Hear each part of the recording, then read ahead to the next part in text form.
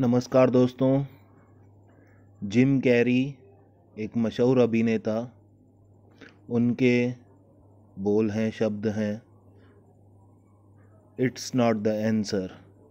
I think everybody should get rich and famous and do everything they ever dreamed of so they can see that it's not the answer.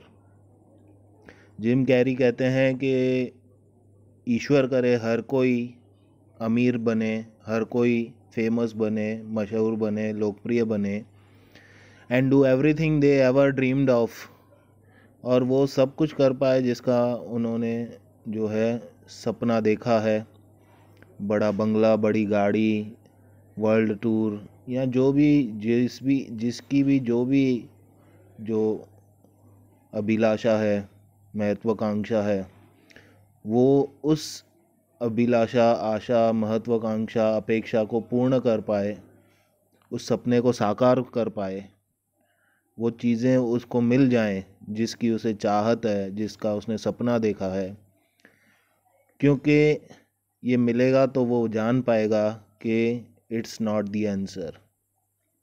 हम जीवन में भागते हैं, दौड़ते हैं कि पैसे कमा लें, धन दौलत इकट्ठी कर लें, बड़ा बंगला बना लें, अच्छी सी गाड़ी ले लें, या वर्ल्ड टूर करके आएँ, नौकर चाकर हों, ज़मीन जायदाद हो, सब कुछ हो हमारे पास। ये हमारा स्वाभाविक सा जो है रहता है सपना हर एक के जीवन का।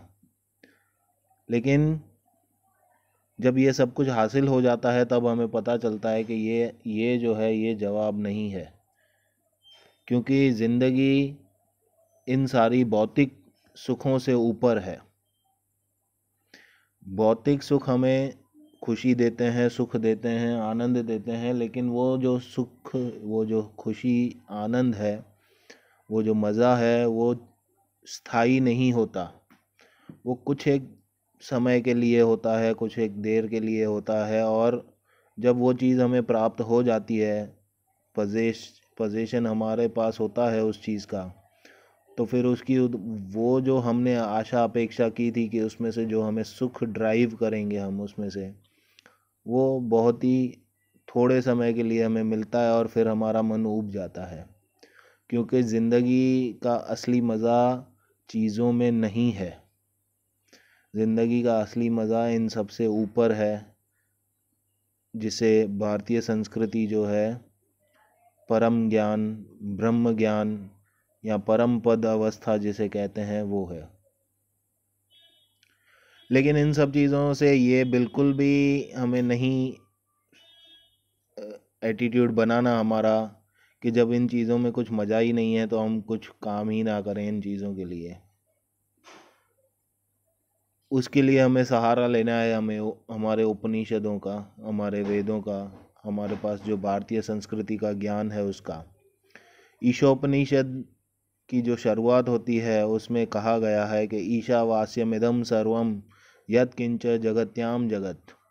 ईशावास्यमिदं सर्वम, ये जो भी संसार दिख रहा है, भले ही ये मिथ्या है, भले ही ये झूठ है, भले ही ये सब माया का जो है प्रताप है, लेकिन ये जो बनाया हुआ है, ये जो माया है, माया ही सही, लेकिन ये मायापति की है, यानी कि ईश्वर की बनाई हुई है।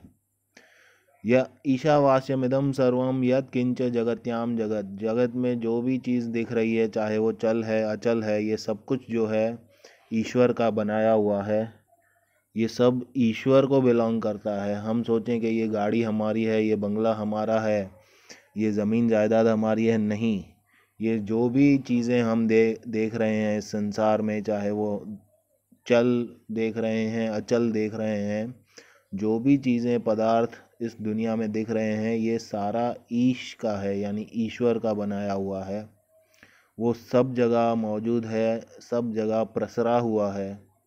ईशावास्यमिदं सर्वं यत् किंच जगत्याम जगत तेन त्यक्तेन भुञ्जीथा माँ गृध कस्यस्विद धनम। इसलिए ये सारी चीज़ें बिलोंग करती हैं गॉड को, ईश्वर को, तो ये उसको बिलोंग करती हैं, हमको बिलोंग नहीं करती। इसके लिए हमें इनका संचय नहीं करना चाहिए, हमें इस पर मालिकाना हक जैसा रवैया नहीं रखना चाहिए।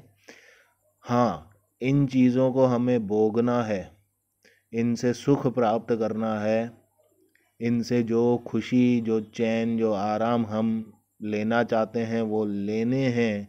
लेकिन उसका जो मास्टर की है, गुरु मंत्र है, वो है ये तेन त्यक्तेन भुंजीथा। उसे त्याग त्याग कर भोगना है, यानी भोगते हुए भी त्यागना है और त्यागते हुए भोगना है। यही है भारतीय ज्ञान की पराकाष्ठा।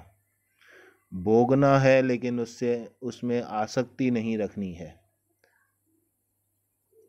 त्याग और भोग हमेशा एक दूसरे के ऑपोजिट वर्ड्स माने गए हैं, लेकिन हमें इन दोनों चीज़ों के साथ अपने जीवन को गुजारना है।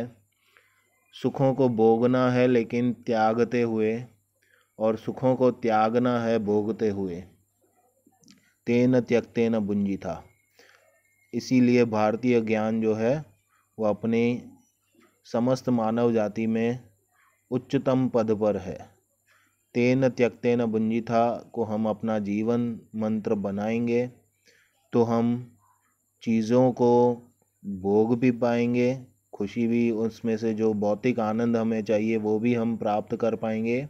और उनके होने ना होने, पाने खोने का जो हद से ज़्यादा खुशी और हद से ज़्यादा शोक होता है हमें, वो नहीं हो पाएगा। तो तेन त्यक्तेन भुंजीथा, त्याग त्याग कर भोगने की प्रवृत्ति को हम जीवन में बढ़ावा देंगे तो हम जो असली आनंद है उसमें रह पाएंगे। तो इसी को हम गुरु मंत्र बनाते हैं, तेन त्यक्तेन भुंजीथा।